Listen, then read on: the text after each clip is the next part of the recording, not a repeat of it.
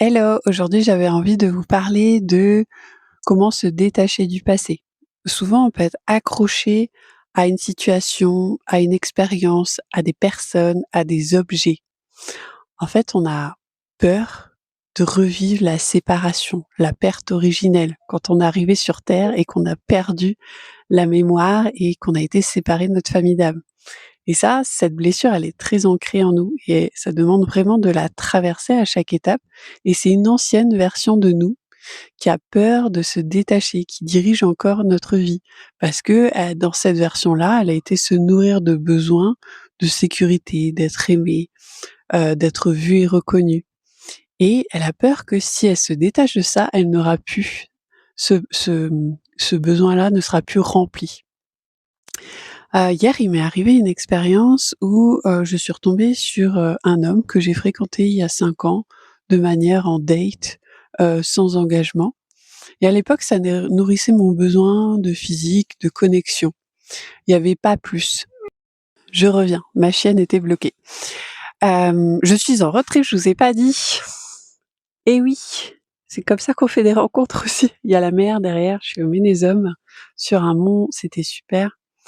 Hem Et donc du coup, c'était très perturbant de retrouver cet homme parce qu'il y avait l'ancienne version qui se collait à moi, qui disait: «Lydie, tu te souviens, c'était sympa avec lui?»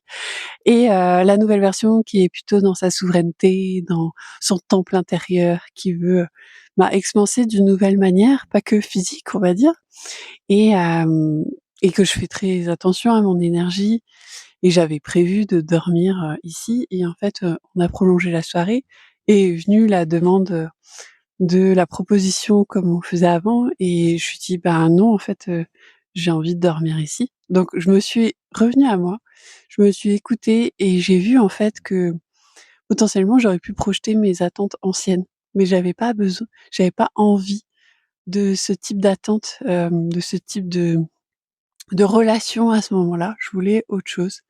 Et c'est marrant parce que quand je me suis détachée, quand j'ai dit que c'était pas ça que je voulais, et ben, j'ai obtenu ce que je voulais. Voilà, juste, un contact physique, d'embrassement, on va dire et c'était OK, en fait, juste ça.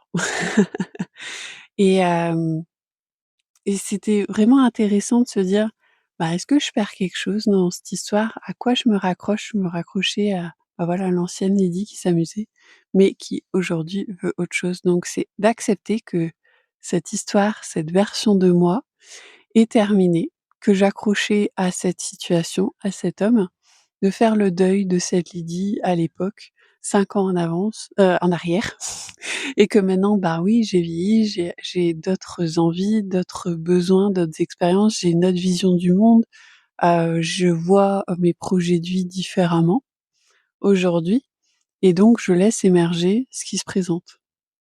Sans attente, sans projection et de se dire: «OK, là, de quoi j'ai besoin à ce moment-là?»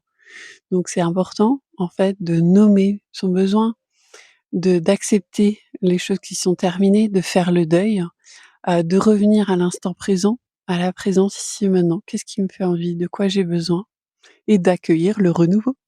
Donc moi, j'accompagne les personnes à changer d'identité, à changer de fréquence, à aller vers leur futur qu'elles, veulent s'épanouir.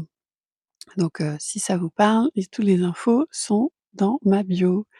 À bientôt.